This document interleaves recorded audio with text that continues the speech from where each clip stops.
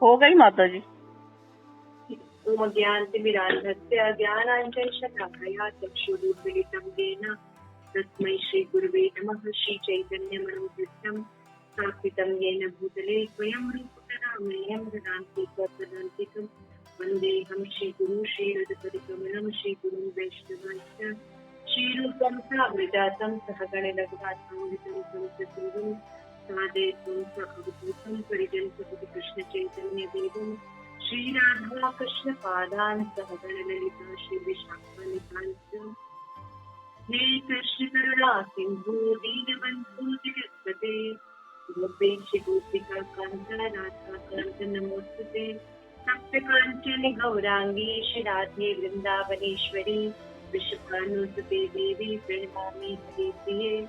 वंशाकल्पतरुभ्यश्च कृपा सिन्धुभ्येव च पतितानां पावनेभ्यो वैष्णवेभ्यो नमो नमः। हरे कृष्णा हरे कृष्ण कृष्ण कृष्ण हरे हरे हरे हरे राम हरे राम राम राम हरे हरे कृष्णा माता जी, दंडवत प्रणाम। हरे कृष्णा दंडवत प्रणाम। विष्णु प्रभु कैसे हैं आप लोग? बस ठीक है माता जी। चलिए हरे बोल। तो आज की क्लास में आप सभी का बहुत बहुत स्वागत है। आज हम भगवत गीता का क्लास आगे कंटिन्यू कर। तो आई होप आप सब बहुत अच्छे होंगे। मैं इस समय वृंदावन धाम में हूँ और वहीं से आप लोगों की क्लासेस लाइव हो रही हैं। Thank you so much. Hari बोल। Hare Krishna. How are you Yamuna? माता जी धन्यवाद प्रणाम। कैसे हो माता जी? I am fantastic because I am in dham. तो बहुत अच्छा है, भगवान के दर्शन अच्छे हुए, वाइब्रेशन अच्छी है। प्रभुपाद क्वार्टर में ही हम लोग, सॉरी प्रभुपाद के जो वो है ना, क्या बोलते हैं, उसी में हम लोग रुके हुए हैं। अच्छा अच्छा, वेरी गुड। हाँ, तो वाइब्रेशन इज वेरी गुड। सबकी कृपा है, हम लोग धाम में आए। किनके साथ आए हो माता जी? हाँ, किनके साथ आए हो? मुझे है, उन्हीं के साथ हम लोग आए हैं। So recording is on. हाँ जी।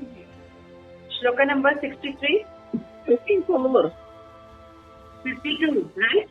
64। 64 माता जी, 64। Okay. ग्रंथराज भगवद गीता की जय। सभी गौर वृंद की जय। गौर प्रेमानंदे हरि हरि। हम भगवद गीता का द्वितीय अध्याय पढ़ रहे हैं। गीता का सार, श्लोका नंबर 64। हाँ जी। ध्यायतो विषयान् पुंसः संगस्त उपजायते संगात् संगाय संजायते कामा कामा क्रोध विजायते। इंद्रिय विषयों का चिंतन करते हुए मनुष्य की उसमें आसक्ति उत्पन्न हो जाती है और ऐसी आसक्ति से काम उत्पन्न होता है, फिर काम से क्रोध प्रकट होता है। आई थिंक ये हमने कर लिया था। 64 करना है। राग द्वेष, राग द्वेष विमुक्त। वही मैंने कहा 64 करना है। So we can read 64 shloka. राग द्वेष विमुक्ते विषयान इंद्री चरण पश्चे विशेषात्मा प्रसाद अभिगच्छति। तो यहाँ पे भगवान कहते हैं, किंतु समस्त राग तथा द्वेष से मुक्त एवं अपनी इंद्रियों को संयम द्वारा वश में करने में समर्थ व्यक्ति भगवान की पूर्ण कृपा प्राप्त कर सकता है। तात्पर्य, yes Yamuna Sundari, you can read. जी माता जी। तात्पर्य, ये पहले ही बताया जा चुका है कि कृत्रिम वृद्धि से इंद्रियों पर बाह्य रूप से नियंत्रण किया जा सकता है, किंतु जब तक इंद्रियां भगवान की दिव्य सेवा में नहीं लगाई जाती तब तक नीचे गिरने की संभावना बनी रहती है। यद्यपि पूर्णतया कृष्ण भावना भावित व्यक्ति ऊपर से विषय स्तर पर क्यों न दिखे, किंतु कृष्ण भावना भावित होने से वह विषय कर्मों में आसक्त नहीं होता। उसका एकमात्र उद्देश्य तो कृष्ण को प्रसन्न करना रहता है, अन्य कुछ नहीं। अतः वह समस्त आसक्ति तथा विरक्ति से मुक्त होता है। कृष्ण की इच्छा होने पर भक्त सामान्यतया अवांछित कार्य भी कर सकता है, किंतु यदि कृष्ण की इच्छा नहीं है तो वह उस कार्य को भी नहीं करेगा जिसे वह सामान्य रूप से अपने लिए करता हो। अतः कर्म करना या ना करना उसके वश में रहता है, क्योंकि वह केवल कृष्ण के निर्देश के अनुसार ही कार्य करता है। यही चेतना भगवान की हेतु की कृपा है, जिसकी प्राप्ति भक्त को इंद्रियों में आसक्त होते हुए भी हो सकती है। तो यहाँ पे हमने देखा था कि भगवान जो है अर्जुन को एक्सप्लेन कर रहे थे कि किस तरह से हमारी इंद्रियां जो है मटेरियल चीजों में अटैचमेंट हो जाता है। कब होता है अटैचमेंट? जो हम बार बार मटेरियल चीजों का ध्यान करते हैं, है ना। जैसे अगर हम शरीर अपने आप को मानते हैं तो फिर क्या सोचते हैं, हम कहीं भी जाते हैं तो अपने बच्चों के बारे में सोचते रहते हैं, मेरे बेटे को ये पसंद है, ये नहीं पसंद है, ये ऐसा है तो वैसा है। तो हम क्या करते हैं, कंटिन्यूअस फॉर्म में चिंतन कर रहे होते हैं, राइट। तो कंटिन्यूअस जब हम चिंतन कर रहे होते हैं तो जिसका हम चिंतन करते हैं उसमें उसकी आसक्ति हो जाती है, अटैचमेंट डेवलप हो जाता है। इंद्रिय विषयों का अगर हम चिंतन करते हैं तो मनुष्य की उसमें आसक्ति उत्पन्न हो जाती है और ये आसक्ति ही फिर काम का रूप लेती है। और जब हमारे अंदर काम डेवलप हो जाता है कि ये मुझे करना है, मैं इसका, क्योंकि ये मेरा शरीर है, क्योंकि ये मेरा बेटा है, क्योंकि ये मेरा घर है ना, क्योंकि ये मेरी चीजें हैं, मेरी कार है, मेरा ग्रुप है, मेरा देश है, मेरे गुरु है, जिसका भोग कौन करना चाहिए, मुझे करना चाहिए। लेकिन जब उसको भोग करने में प्रॉब्लम आती है तो क्रोध उत्पन्न होता है। और जब क्रोध बहुत ज्यादा हो जाता है तो मैंने बताया था मोह उत्पन्न होता है व्यक्ति को, उसको समझ में नहीं आता कि क्या करना चाहिए क्या नहीं करना चाहिए। तो और मोह उत्पन्न जब होता है तो उसकी जो रिमेम्बरेंस है, वो जो है शक्ति, स्मरण शक्ति, वो कम हो जाती है। और जब स्मरण शक्ति कम हो जाती है तो व्यक्ति जो है भ्रम पैदा होता है ना। और उसका भ्रम जब पैदा होता है तो बुद्धि का नाश होता है। जिस व्यक्ति का बुद्धि का नाश हो जाता है उसका विनाश निश्चित। तो ये सर्कल है जो कि चलता रहता है। अगर हम विषयों का ध्यान करते हैं तो हमारी इंद्रियां जो है उसी के प्रति अटैच्ड होती हैं। फिर काम, क्रोध, लोभ, मोह, मद एंड मत्सर ये डेवलप होता है जो कि हमें इसी जगत में बांधे रखता है। लेकिन हम इन्हीं इंद्रियों को, इसी ध्यान को, अरे हम सब्जेक्ट बदल दें, भगवान को ले आए, तो हम भगवान को बार बार याद करेंगे। तो भगवत गीता में क्या है, भागवतम में क्या है, आज भगवान ने ये ड्रेस पहना, आज मैं वृंदावन गई तो मैंने किसके दर्शन किए, मैंने प्रभुपाद की, ये प्रभुपाद है, ये सत गोस्वामी है। तो हम किसका चिंतन कर रहे हैं? भगवान का। भगवान का चिंतन करेंगे। तो भगवान का जब चिंतन करते हैं सब्जेक्ट चेंज करते हैं, है ना। जब हम सब्जेक्ट चेंज करते हैं तो क्या होता है, हमें अलग से अपनी इंद्रियों को कंट्रोल करने की जरूरत नहीं।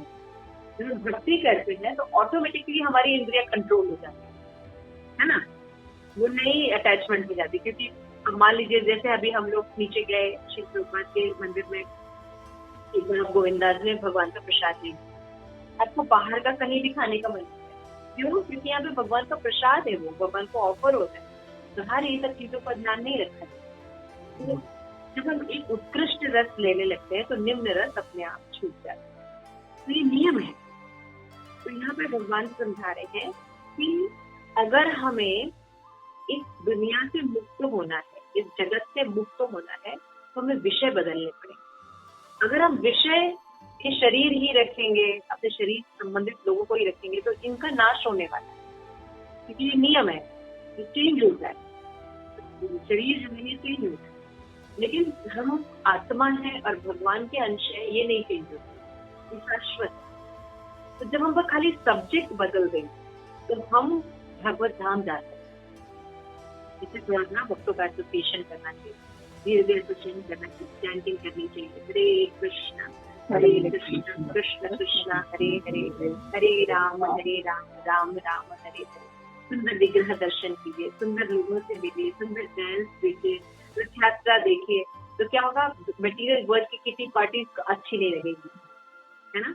हमें पब मॉल जाना अच्छा नहीं लगता, धीरे धीरे अपने आप इंद्रियां जो है कंट्रोल हो जाएंगी। भगवान ने 64 श्लोका में यही बताया है कि जब हम इस तरह से भक्ति करते रहेंगे तो धीरे धीरे क्या होगा, राग और द्वेष हम दोनों से मुक्त हो जाएंगे। हमें बहुत ज्यादा किसी चीज से अटैचमेंट भी नहीं रहेगा और ना ही हम कोई किसी चीज से द्वेष करें। तो क्या होगा, इंद्रियां अपने आप संयम में हो जाएंगी। जो बड़े बड़े ऋषि अलग अलग योग करते हैं, हिमालय जाते हैं, योगासन करते हैं, तपस्या करते हैं, वो भक्ति में सिंपली प्राप्त हो जाता है। छोटा बालक भी इंद्रिय संयमी होता है, वो भगवान का प्रसाद ही खाता है ना। क्यों? क्योंकि इसको ऐसा टेस्ट मिल गया।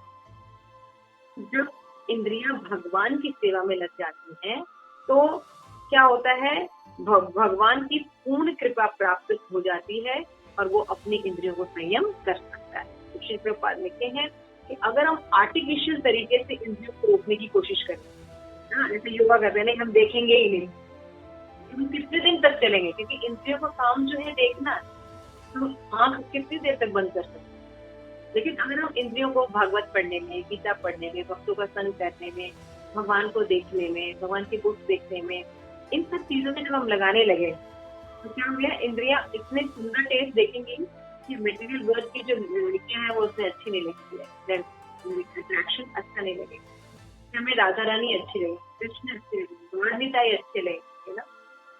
तो इस तरह से इंद्रियां अपने आप कंट्रोल में हो जाएगी। किंतु कृष्ण भावना भावित होने पर ये जो विषय में आसक्ति नहीं होती, इसलिए कृष्ण को प्रसन्न करना है और कोई उद्देश्य नहीं रहता भक्तों का। भक्त अपने लिए नहीं जीता, भक्त भगवान की प्रसन्नता के लिए सेवा करता है। भगवान को ये अच्छा लगता है, हमको ये करना है, भगवान को ये अच्छा लगता है, हमें ये करना है, सिंपल सी थ्योरी वो लेके चलता है। तो क्या होता है, वो सामान्य रूप से भी जो यदि कृष्ण की इच्छा नहीं तो उस कार्य को नहीं करता, और अगर कृष्ण की इच्छा है और उसमें उसको दुख होता है करने में, तब भी वो करता है। ये भक्ति के लक्षण होते हैं, है ना।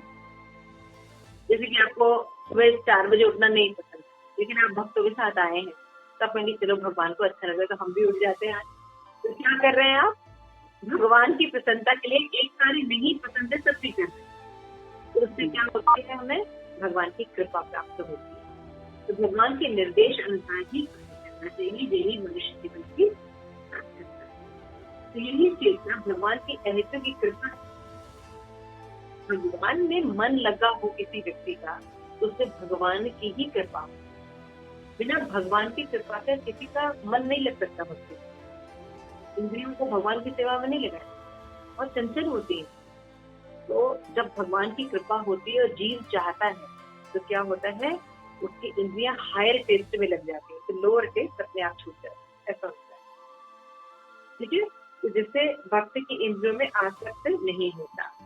जबकि बाकी लोग क्या है, आर्टिफिशियल तरीके से रोकने की कोशिश करते हैं, ये योगा करते हैं, ये व्यायाम करते हैं, लेकिन वो थोड़े दिन तक तो सफल होते हैं। जैसे विश्वामित्र जी थे, है ना, तो उन्होंने बहुत तपस्या की, लेकिन जब देवता सामने आई तो सारा तपस्या भंग हो गया। लेकिन हरिदास ठाकुर भी थे, भक्त थे, स्वयं माया देवी इतनी खूबसूरत होके उनके सामने आई, लेकिन उन्होंने उनको भी भक्त बना दिया। तो ये फर्क होता है भक्तों का। भक्त भगवान की सेवा में रखते हैं तो भगवान सुंदर कोई है ही नहीं, इससे वो आकर्षित नहीं होते। 65 श्लोक, प्रसादे सर्व दुःखानां हानि अस्ति उपजायते प्रसन्न चेतसः हि आशु बुद्धि परि अविशिष्यते। बहुत महत्वपूर्ण उपदेश अब अर्जुन को दे रहे हैं कि देखो अर्जुन, इस प्रकार जब तुम संतुष्ट होने लगोगे भक्ति में, कि तुमको भगवान की भक्ति अच्छी लगने लगेगी, धाम अच्छा लगने लगेगा, गीता भागवत पढ़ना अच्छा लगने लगेगा, तो क्या हो जाएगा, कृष्ण भावना में संतुष्ट व्यक्ति के लिए संसार के तीनों ताप नष्ट हो जाते और ऐसी तुष्ट चेतना होने पर उसकी बुद्धि शीघ्र ही स्थिर हो जाती। अगर कोई बहुत दुखी व्यक्ति है या उसकी कंडीशन बहुत खराब है तो भक्ति नहीं कर सकता, और बहुत सुखी है तब भी भक्ति नहीं कर सकता। जब वो नॉर्मल स्टेज में रहता है तब भक्ति कर सकता है ना। तो इसलिए यहाँ पे भगवान कह रहे हैं कि प्रसादे सर्व दुखाना, अगर अपने दुखों से तुम मुक्त होना चाहते हो तो बिना मेरे प्रसाद के नहीं, मेरी प्रकृति नहीं। इससे क्या होता है, केवल कृष्ण भावना भावित होने पर आदि दैविक, आदि भौतिक और आदि आध्यात्मिक, ये 3 क्लेश प्रकृति में होते हैं। ये तीनों क्लेश नष्ट होते हैं। आदि दैविक कष्ट वो होते हैं जैसे भूकंप आ जाना, है ना, बिल्डिंग गिर जाना, है ना, बाढ़ आ जाना, सूखा पड़ जाना, है ना, ये सब क्या है, आदि दैविक दुख है। आदि भौतिक दुख क्या होता है, अन्य जीवों से हमें जब दुख मिलता है, कीड़ा काट लिया, सांप काट लिया, है ना, तो ये सब क्या होते हैं, भाई पड़ोसी ने नई कार खरीदी, फ्रेंड के लड़के ने फॉरेन में जाके इतनी अच्छी नौकरी प्राप्त कर ली। तो ये सब क्या है? आदि भौतिक दुख। और आदि आध्यात्मिक दुख क्या होता है? भाई सब कुछ ठीक है, लेकिन मन से ही हमें दुखी रहने की आदत है। हमारे में दुखी ही रहते हैं। तो मानसिक दुख को डिप्रेशन कहते हैं। तो ये तीनों दुख एक साथ आक्रमण करते हैं जीवन में। तो इन तीनों से मुक्ति कैसे हो सकती है? या तो भगवान करे। अगर कोई व्यक्ति प्रसादे सर्व दुखाना, जब कोई भगवत भक्ति करता है तो उसके ये तीनों ताप भी नष्ट हो जाते हैं और बुद्धि जो है वो भगवान की भक्ति में स्थिर भी हो जाती है। This is very important. 66 भगवान कह रहे हैं, नास्ति बुद्धिर्युक्त न च युक्त भावना न च भाव्यस्य शांति शांतस्य कुतः सुखम्। बहुत सुंदर भगवान बोल रहे हैं अर्जुन को कि अर्जुन, जो कृष्ण भावनामृत में परमेश्वर से संबंधित नहीं है, उसकी ना तो बुद्धि दिव्य होती है और ना ही मन स्थिर होता है। तो जब ये दोनों नहीं होते तो क्या होता है? इसके बिना शांति संभव नहीं है। शांति के बिना सुख कैसे मिलेगा? देखिए, ये चक्र है। हम सभी सुखी होना चाहते हैं दुनिया।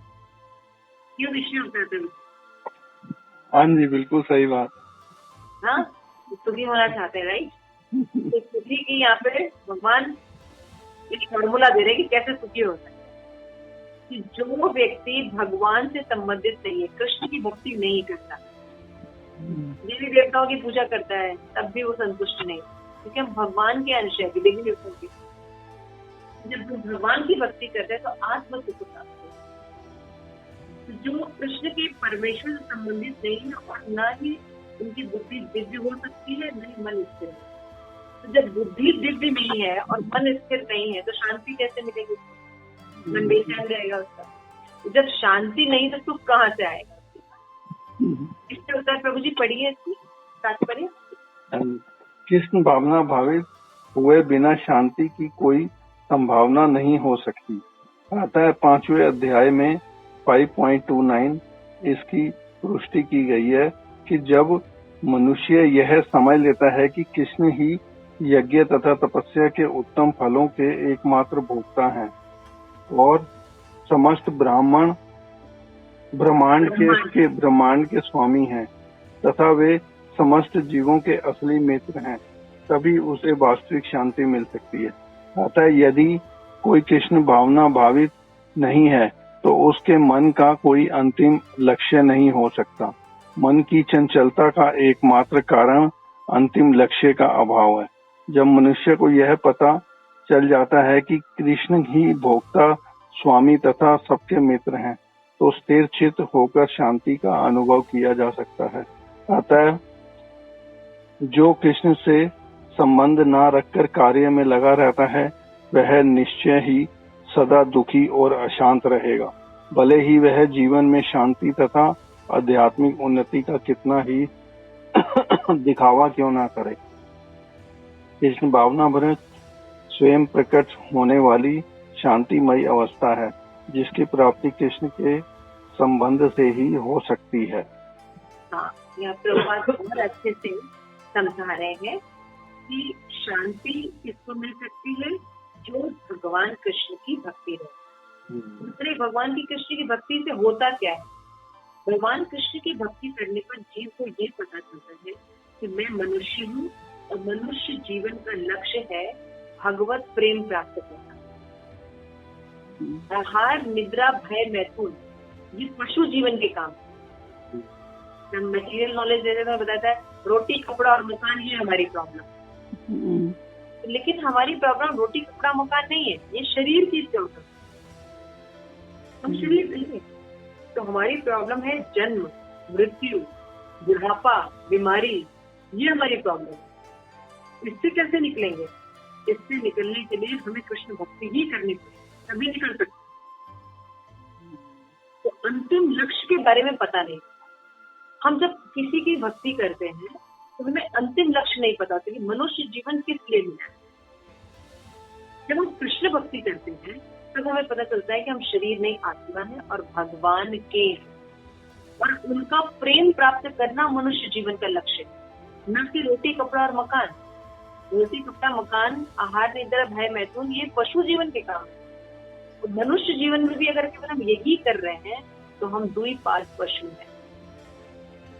जब हमको अंतिम लक्ष्य मिल जाता है कि नहीं, कृष्ण जो है भगवान है और हम उनको दास बनेंगे, तभी हम शांति प्राप्त करेंगे, इसलिए वो व्यक्ति शांति है। भक्त को बहुत दुख आता है, लेकिन भक्त कहते हैं जाए विधि राखे राम, ताही विधि रही सीताराम सीताराम सीताराम कहते। कितना संतोष है उसका। पूरा इतना विपदा आ गई, कोरोना में डेथ हो गई, उसके लड़के की डेथ हो गई बाप के सामने, पिताजी के सामने, फिर वो यही बर्दाश्त करता है कि शायद भगवान की गलती, उनका पूरा बिजनेस ठप हो गया, लेकिन फिर भी लोग भक्ति करके प्रसन्न करते हैं। वृंदावन में हर लोग प्रसन्न है, यहाँ पे कोई दुख नहीं है, कोई कोरोना का वायरस नहीं है, कुछ नहीं है, सब आराम से राधा कुंड में स्नान कर रहे हैं, परिक्रमा कर रहे हैं, गीत गा रहे हैं, कोई कहीं भजन कर रहा है बैठ के, कोई कहीं भजन कर रहा है। आप देखिए डांस हो रहे हैं, नृत्य हो रहे हैं, तो सोशल मेंटेनिंग, डिस्टेंस भी मेंटेनिंग है, सब कुछ लोग पालन भी कर रहे हैं, लेकिन आनंद में है क्योंकि वो कृष्ण के संग। अकेले भी बैठे हैं तो भी आनंद है, भगवद गीता पढ़ रहे हैं, भागवत पढ़ रहे हैं, कीर्तन कर रहे हैं, सत्संग कर रहे हैं बैठ के। तो दुख कब होता है? जब हम भगवान को भूल, जब हम भक्ति नहीं करते। तो कोई भी एक्टिविटीज करते हैं थोड़ा समय के लिए आनंद देगा आपको, फिर आप थोड़े थोड़े समय के लिए बोर होने लगेंगे। इसलिए कह रहे हैं कि जब हम भगवान बता रहे हैं कि शांति किसको मिलती है, तो कृष्ण भक्ति यहाँ पे बताया जा रहा है। नहीं तो क्या होगा, आध्यात्मिक उन्नति कितना ही दिखावा क्यों न कर ले, तो पंडित मिलेंगे आपको, ये टीका लगा रहे हैं, ये बड़े बड़े माला पहने रहे, लेकिन अंदर से उन्होंने कृष्ण भक्ति नहीं की है, भगवान के तत्वों को नहीं जानते। लोगों को बस दिखावा ठगी से पूरा ठग करते हैं और पैसा लेते हैं, तो उनके पास जाने से शांति नहीं मिलेगी। शांति शुद्ध भक्तों के पास है ना। तो इसलिए एकदम बहुत क्लियर नॉलेज है कि कृष्ण भावना में स्वयं प्रकट होने वाली शांतिमयी अवस्था है, और जिसकी प्राप्ति कृष्ण के संबंध से अपने आप हो जाए। तो मन की चंचलता का एक मात्र कारण ये है कि अंतिम लक्ष्य का अभाव। जब मनुष्य को ये पता लग जाता है कि कृष्ण ही भोक्ता है, स्वामी है और उसके सबसे प्रिय मित्र है, तो चित्त जो है वो। Thank you so much. I hope आज आप लोगों को ठीक लगा होगा ये क्लास। हाँ जी, बहुत बढ़िया। आई जस्ट वांट कि आज की क्लास में क्या है, एक एक पॉइंट सर शेयर कीजिए। अपनी माता जी इसकी क्लास का क्या आपको अच्छा लगा? हाँ जी माता, इसमें मेरे को ये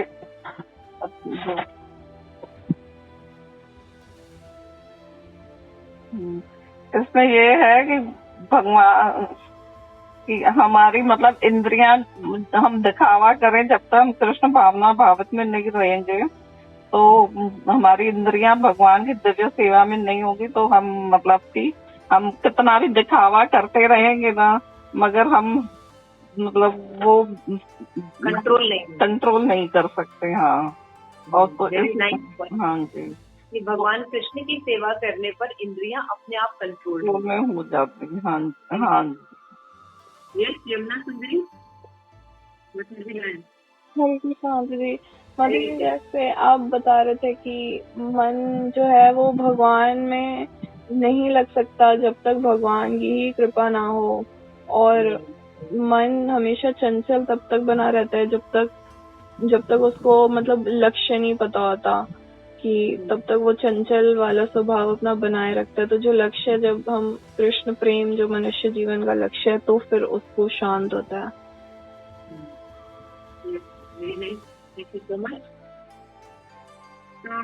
विष्णु अवतार प्रभु जी। हाँ जी, हरे कृष्ण माता जी। मेरे को ये अच्छा लगा, ये कहते कृष्ण भावनामृत में दुष्ट व्यक्तियों संसार के तीनों ताप नष्ट हो जाते हैं। तीनों ताप, ये तीनों ताप तीनों ताप नष्ट हो जाते हैं। बिल्कुल, वो कहते हैं शीघ्र और जो है कहते हैं बुद्धि जो है बिल्कुल स्थिर हो जाती है, वरना इधर उधर भटकती रहेगी अगर हम कहते हैं कृष्ण को बीच में नहीं रखेंगे अपनी दिव्य। कृष्ण भावनामृत में नहीं जाएंगे तो हमारी कहते बुद्धि भी परेशान रहेगी, मन भी परेशान रहेगा, सब बिल्कुल इंद्रियां भी परेशान। और अगर हम कहते कृष्ण भावनामृत में होंगे और जिसकी शांत इंद्रिया शांत नहीं रहती वो दुखी नहीं। मन इंद्रियां जो है तभी तुष्ट होती हैं जब कृष्ण की सेवा सुख और शांति प्राप्त हो, और जिसकी तलाश सभी को है सुख और शांति के लिए हम कर रहे हैं, हमें सही फॉर्मूला नहीं पता है। ठीक है, थैंक यू सो मच। शिल प्रभुपाद की जय, भक्तवृंद की जय। Thank you so much. मैं